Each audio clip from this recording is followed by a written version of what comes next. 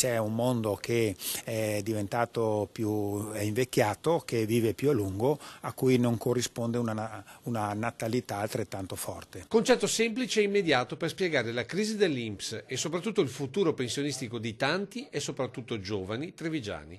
Certo, pensioni baby e soprattutto quelle d'oro concorrono a rendere ancora più precaria tutta la situazione previdenziale, ma è la mancanza di lavoro giovane a rendere fondamentale il sostegno della previdenza integrativa e quella dell'INPS.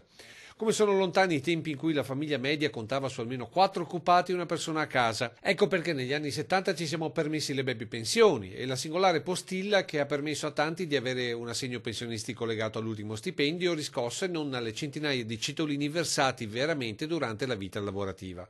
Qualcuno direbbe cicale del passato che hanno lasciato l'attuale desolante orizzonte previdenziale alle formiche odierne.